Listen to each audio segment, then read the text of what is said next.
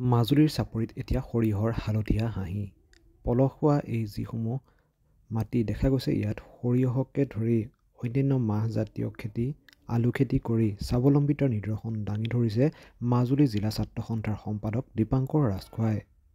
মাজুলীৰ গেজিং চাপৰিত এয়া বৃহত্তৰ এলেকাত দেখা গৈছে ছাত্ৰ নেতাজনে সৰিয়হ খেতিৰ লগতে মাহ খেতি আলু খেতি কৰি এতিয়া স্বাৱলম্বী হোৱা সংগঠনৰ কামৰ লগতে যি খৰালিৰ ৩টা মাহ এনেদৰে খেতিৰ কাৰ্যত ব্যস্ত হৈ পৰে দীপাংকৰ। বিগত প্ৰায় ৪ বছৰ ধৰি এনেদৰে খেতি কৰি স্বাৱলম্বী হোৱাৰ লগতে কেইবাটাও পৰিয়ালে এই যি দীপাংকৰৰ কৃষিকাৰ্যৰ লগত জড়িত হৈ পৰিছে বুলি জানিবলৈ দিছে। আৰু এয়া গেজিং চাপৰিৰ দৃশ্য। কোনো যদি ব্যস্ত হৈ পৰিছে নহৰু খেতিত আৰু কোনো ব্যস্ত হৈ পৰিছে আলুৰ কোৰ মৰাত। আনফালে দেখা গৈছে সৰিয়হসমূহ চাৰিওফালে ফুলি পৰা আৰু তাৰ মাজতে দেখা গৈছে ছাত্ৰ নেতা দীপাংকৰ ৰাজখোৱাক ব্যস্ত হৈ পৰা নিজৰ কৃষিকাৰ্যৰ লগত। আৰু কৃষিকৰ্মৰ লগত জড়িত হৈ কি অনুভৱ আগবঢ়ালে মাজুলীৰ এইগৰাকী ছাত্ৰ নেতাই শুনো আহক। হয়, নিশ্চয়কৈ এবাৰ প্ৰায় ৭০ বিঘা মাটিত মাটিমাহ আৰু মগুমাহ, ৪০ বিঘা মাটিত সৰিয়হ, বা 12 বিঘা মাটিত আলুগুটি ৰঙালাও আৰু 2 বিঘা মাটিত নহৰু খেতি কৰিছোঁ এইবাৰ। যিহেতু আমাৰ ছাত্ৰ সন্থাৰ এটা নীতি আদৰ্শ আছে, পথাৰো আমাৰ বজাৰো আমাৰ, সেই লক্ষ্য আৰু উদ্দেশ্য আগত ৰাখি এই কৃষি বিপ্লৱৰ সূচনা কৰিছোঁ। আৰু আজি প্ৰায় 4 বছৰৰ পৰা এই কৃষিকৰ্মৰ লগত মই প্ৰত্যক্ষভাৱে জড়িত হৈ পৰিছোঁ। আৰু এই কৃষিকৰ্মৰ লগত মোৰ লগতে আৰু 10-12টা পৰিয়াল স্বাৱলম্বী হ'বলৈ সক্ষম হৈছে মোৰ পৰাই। সৰ্বমুঠ 130 বিঘা মাটি হ'ব।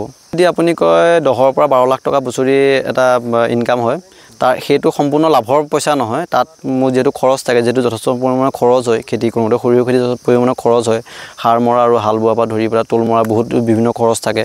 গতিকে সম্পূৰ্ণ আপোনাৰ সেইটো লাভৰ পইচা নহয়। তাত আপোনাৰ প্ৰায় 10-12 লাখ টকা এটা পৰিমাণৰ পুঁজি এটা 3 মাহত পাবলৈ সক্ষম হৈ আছোঁ।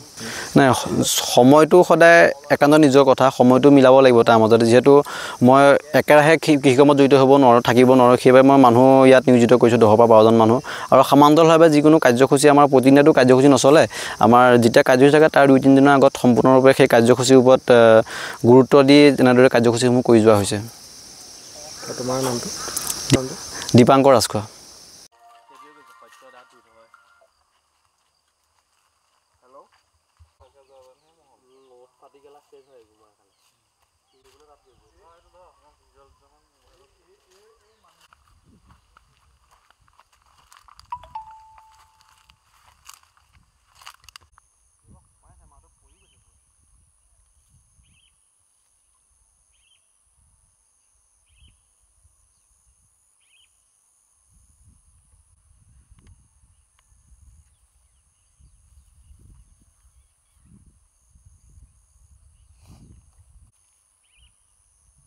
আগৰগতে গৰুৱে বৰ লাগিছেগৈ দেখোন।